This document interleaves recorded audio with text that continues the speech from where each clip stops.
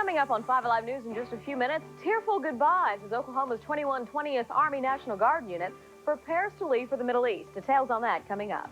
And we'll bring you the latest on that elusive parrot at the airport. And we'll tell you why residents in Anadarko have a reason to be quiet. These stories and much more coming next at 5:30.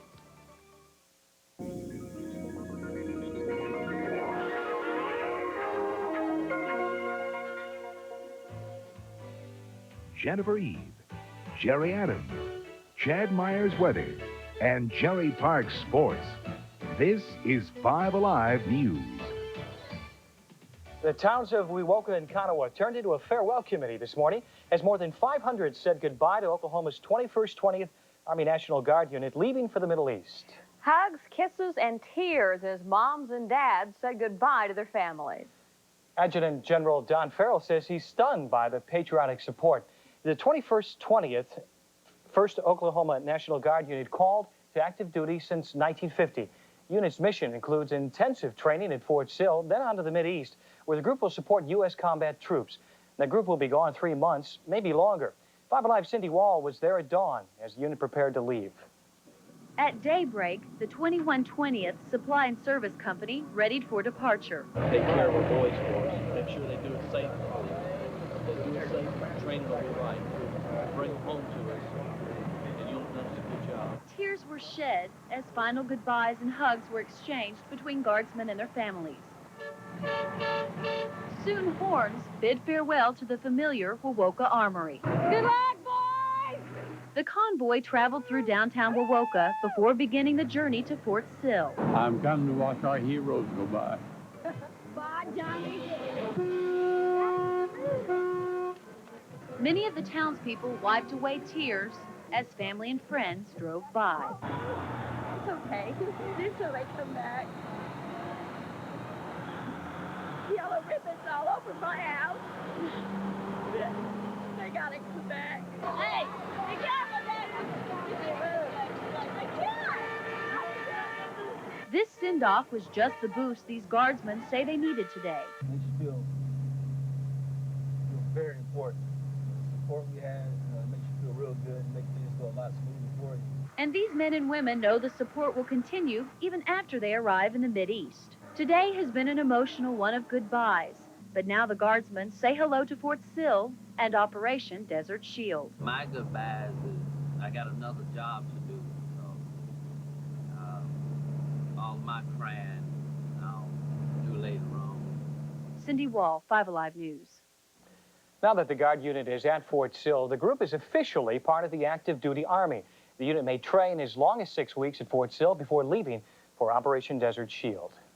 Iraqi and Kuwaiti students at Oklahoma State University now have a moratorium on their tuition and housing debts. President John Campbell says chaos in the Persian Gulf has blocked the flow of money to some of those students. The university's regents will now decide how long that moratorium will last. Checking events in our Mideast notebook today, Iraqi officials are now issuing a warning that all oil fields in the Middle East will be destroyed if foreign forces continue to band against Iraq. The statement indicates the international embargo could prompt Iraq to follow through with its promise. And sources say the Iraqi, Jordanian, and Yemeni diplomats expelled from Saudi Arabia this weekend were suspected of spying.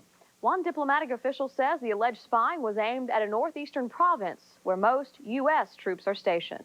The final freedom flight out of Iraq landed safely in North Carolina today. 140 former hostages, 55 of whom are Americans, caught the last evacuation flight the U.S. plans to charter out of Baghdad. Almost 1,000 Americans remain in Iraq and Kuwait. And America's soldiers in the Middle East would like to hear from you, so take the time and write. All you have to do is send your letter to any service member, Operation Desert Shield, APO, New York. Now here's the zip code. It's a long one, 0984-80006. Again, that's 0984-80006. The town of Anadarko is feeling privileged today. They now have a place to go and read, listen, and learn. A new library. And these young Julia Childs prove that if you're going to master your culinary skills, it's best to start with a sandwich. We'll be right back. You know how everybody's talking about the way local news anchors keep switching stations? They're not switching. They're now part of the best news team Oklahoma's ever seen. Know where to find all the best anchors? one place. 5 Alive News. News when it's news on your 24-hour news source. That's what you get from 5 Alive. We cover breaking stories like no one else in Oklahoma. News when it's news. Today in Project Challenge, moving day is now over for residents in Anadarko. Many have been hard at work moving into the new library. Today's a celebration of sorts. Hundreds made their way to the new library, thousands of books there to browse through, and plenty to eat. 5 Alive is also proud of our owners, the Gannett Foundation. They provided the library with a grant. But the library also had financial help from its own people. Library patrons who gave money received a brick with their name engraved. Those bricks now lead into the library. Kind of weather today, you wanted to maybe read a book, go in and put a fire on. Kind of cool, but Wonderful nice. day. Or I'll sit on the patio in the sunshine, kind of like the iguana who gets on the rock to keep himself warm. He almost had to be in the sun today to stay warm. Temperatures only in the 60s all day long. A great forecast for tomorrow. A little bit warmer, some southerly breezes, but the humidities will still be nice and low. Right now across Oklahoma City, believe it or not, mostly sunny and 68 degrees. Things looking great for this evening with north winds at 13, humidity 29%. Notice that number. Dew point is 34. Hasn't been that since about March of last year. Pressure 30.32 and falling. No rainfall in the rain bucket here at 5 Alive. The numbers for the day, look at this. Low 50 degrees, a high of 67 with the normals 59 and 82, quite a bit below that. And the record low, not quite there, 40, set back in 1895. Quite an old record there. If we would have broke 40, something would really be going wrong. Right now, though, temperatures across Oklahoma still nice and mild, almost cool. 64 in Enid, a warmer but still very mild 72 in Altus, and even across the east, the cold spot, Miami, with 61 degrees. Take a look at this satellite review. Two things to notice. A lot of clear skies over Oklahoma and Kansas, and this big low-pressure system up here swirling around, just driving cold air right into the midsection of the United States, into the Ohio Valley. The coldest air now coming down with high pressure out of Canada. Watch when I put it into motion. 35 hours here in motion with the cool air, the clear skies all the way down, and the spinning low-pressure system up here. The cold front is now all the way down into the Gulf of Mexico, giving some showers down there. Notice the clearing down here, even across the Gulf. Usually don't see that late in the summer. Usually you have some thunderstorms building along the Gulf. Nothing like that today. With the cool air and the high pressure moving well into Oklahoma today, we had the northerly breezes all day long, keeping us very nice and mild. Now for tomorrow, the high pressure will shift off toward the east into the lower sections of Dixie, the mid-south if you want to call it. And the high, as it parks itself over northern Louisiana and northern Mississippi, will begin that clockwise rotation. That cool air still pushing down here in the east, but will be on the other side. Warm air coming back up. It's called the dirty side of the high. All it means is that the warm air starting to come back up, the cool, clean side with the clean air coming out of Canada, and the dirty air. It's not really dirty. It's just warmer and more moist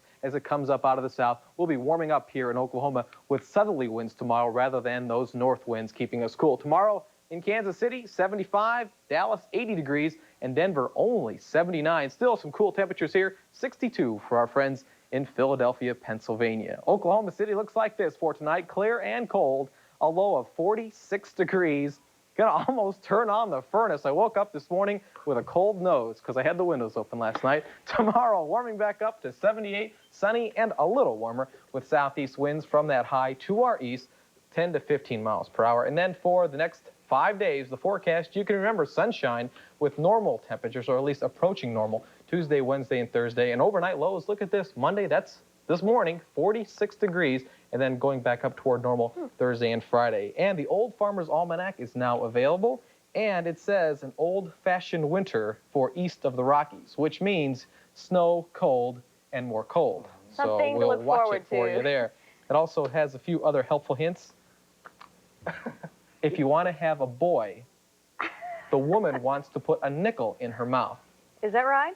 Is that what she did? I don't know. The new father here of the still unnamed baby boy. Unnamed boy. I think we're going to have a 900 number or something. We're going to call in with your name. Exactly. It'd be a great night to go to the fair. It would be nice and cool. We're going to go to the fair. We're going a little bit. We're going to be out at the 5 Alive Family Resort. Resort. I'm just called the Fun Resort. So come on out. Let's get a little, what are those, cinnamon rolls right next door? Oh, right by yeah. the Space Needle. Come on out. Well, still ahead, the latest on contract negotiations between the UAW and General Motors workers. And remember to save a tree. Buy a canvas bag for $4.50 and do away with paper and plastic. You can get one at the fair or at any IGA store. We'll be right back.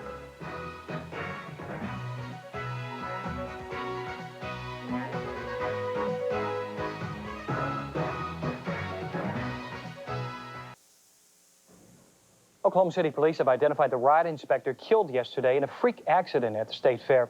Witnesses say 19-year-old Michael Byers was inspecting the track on the screen machine when another employee released the car from the top. Byers was killed instantly. Police say it was an accident. No charges are being filed in the matter. Business begins our update segment with Jacqueline Shaw. That's right. Thank you, Jennifer. General Motors and the United Auto Workers are one step closer to voting on a new contract. Hundreds of union members showed up for a question and answer session on contract agreements today. Union members seem to be happy about the contract, especially the provisions that deal with job security. The income security is unprecedented. It's totally unparalleled anywhere. The money that General Motors made available to take care of workers in the event of a downturn in production, the workers, we feel, will be taken care of better than they ever have been. A member of the International Executive Board of the UAW was on hand to answer questions before members vote next Tuesday and Wednesday. Oklahoma senators say they'll vote to confirm Judge David Souter to the Supreme Court. Senators David Boren and Don Nichols also believe the overwhelming majority of the Senate will do the same. Souter is expected to be confirmed on Thursday. Experts say Souter appears to be a moderate conservative. And finally, in updates, that elusive parrot which roamed free at Will Rogers World Airport for several weeks is now missing. The parrot hasn't been seen in his usual perches at the airport for the past week. 5 Alive South Oklahoma City Bureau Chief Bill Mitchell reports. Hello, pretty bird. You want to come down? Joey? Some people called the bird Joey. Others said his name was Blackfoot, while a third family said the bird's name was Baby. He was charming. He captured the attention of the world when he decided to live in this park at Will Rogers World Airport.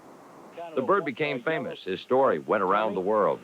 Then, as mysteriously as he appeared, he disappeared, flew the coop without a trace, leaving the people here to search in vain for the bird that once called this scenic park home. An airport spokesman says the heavy rains, which fell about midweek, may have forced the parrot to find a new home. Either that, or the parrot was finally captured. We hope it's the latter, and the reason being is that way they'll take care of him this winter. A home which they hope is as comfortable as the one he had here at the airport. In South Oklahoma City, Bill Mitchell, 5 Alive News. Just isn't the same without him. A famous bird to capture the world's attention. He really disappeared there for a while, didn't he? That's right. Fans cheer and groan as the National Football League season continues. Week 3 now draws to a close, and Jerry Park will be along in a moment to tell you if the third time was the charm for your team.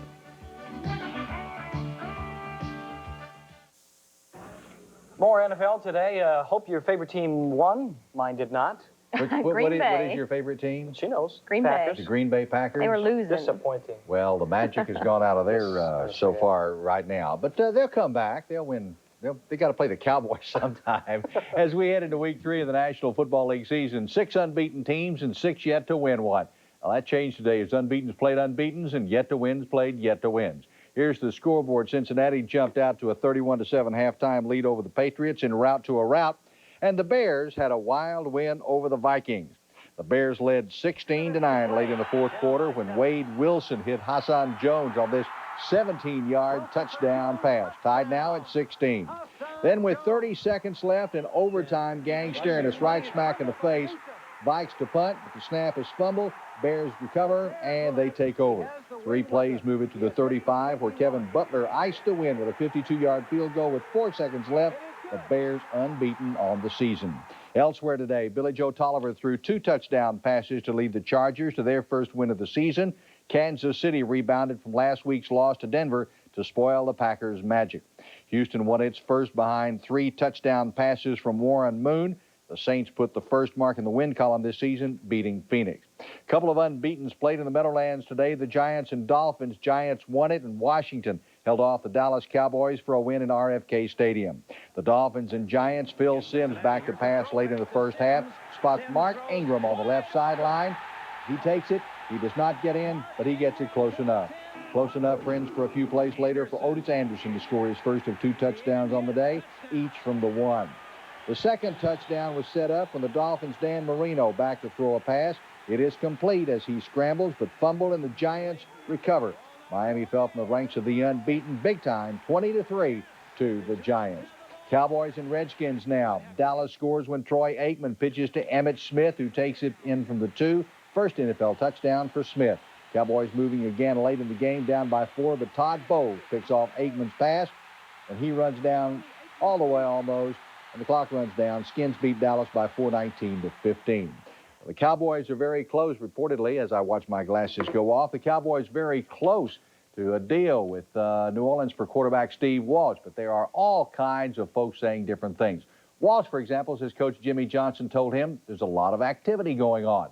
Cowboy owner Jerry Jones says there's no deal, and they haven't even gotten into detail yet.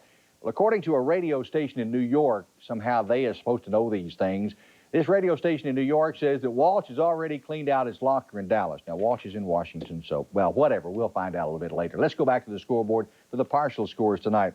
Denver leading the Seahawks in the 4th. The Raiders with a big lead on the Steelers also in the 4th. The Eagles looking for their first win of the season. They've got Keith Jackson back. They're leading the Rams and the 49ers on top of the Falcons, both late. Well, 52-10 seems to be a stuck record for Oklahoma. 2 wins, 2 weeks in a row, same score, but nobody's complaining. The Sooners will play their 4th game of the season Saturday at 1, hosting Kansas and Norman. Big 8 opener for both. Well, Oklahoma State, meanwhile, coming off a disappointing loss 31-21 to TCU in Fort Worth last night. Things look good for the Cowboys at the half.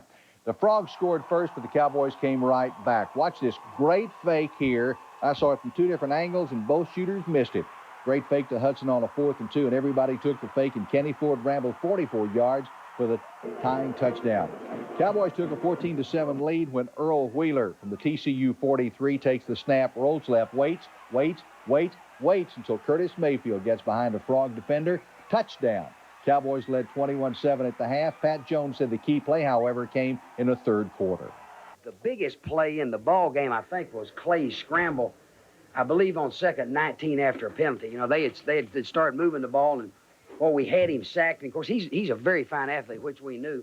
You know, he scrambles off down there, and I thought that one play really swung the momentum.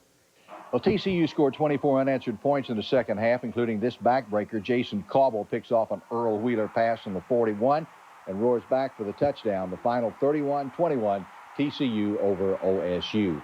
Well, they wrapped up the Oklahoma Open Golf Tournament out at Oak Tree Country Club this afternoon. Willie Wood won the tournament at 6 under par. Danny Edwards at 5 under par. Jim Kane third at -4. Well, with the exception of the American West, the pennant races in Major League Baseball stayed tight today. About a week and a half left in the season. In the American East, the Yankees tripped the Red Sox. The Blue Jays nipped the Indians. And Toronto's a game up on Boston now. The Tigers scored 6 in the 7th. They lead Oakland late. Chicago and Seattle just now starting. The Pirates kept pace for the National East flag, beating the Cards. Expos and Phillies tied at 1. They're playing in the 16th inning, friends.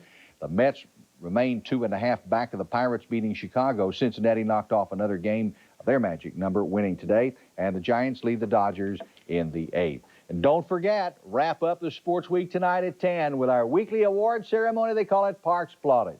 Now, it's easy to get on camera. Some folks just slide into it easily. Some guys fall all over themselves to get applauded. For some, it comes easy. So catch plaudits tonight at 10 o'clock. Fall all over their...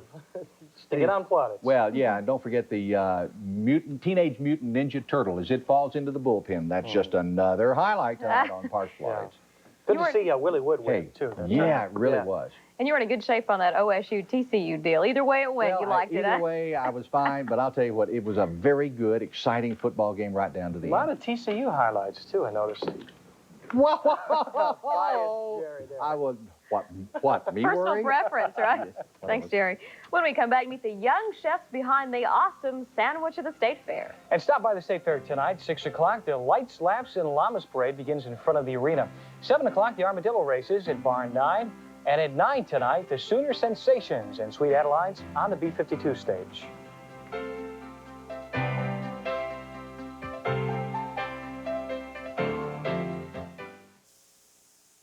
Coming up on 5 Alive News tonight at 10, we'll tell you why yuppiedom may be over. And don't forget to watch America's Funniest Home Videos right here on 5 Alive coming up at 7. It's over for me, 2 kids. Finally, live at the State Fair this weekend, young chefs displayed their talents and gave some pretty good credence to the fact that making a sandwich can be a work of art. Now, these kids showed their stuff at the Most Awesome Sandwich Contest. Julia Child should be proud, as all stops were pulled out to impress the judges. Who needs lettuce? What about, what is that? Is that bananas? Pioneers have walked a long way for this wagon trail combo. The hardest part for the 10-year-olds, waiting for the judge's decision. Waiting's always the hardest part, And isn't not it? eating some of it. And if you go to the State Fair tonight, bring a sweater, probably. You're going to need a sweater. Temperatures around 10 o'clock are going to be around 60 degrees. Morning low temperature of 48. Jerry? Race driver A.J. Foyt has been taken to an Indiana hospital. He crashed very severely today in a car race up there. He has multiple fractures of both legs. He is, however, in stable condition and conscious. We'll tell you what happened more about it tonight at 10 o'clock. All right, and again, we'll be at the fair a little bit. We're going to leave in a couple minutes. Hope to see you there. We'll see you at 10.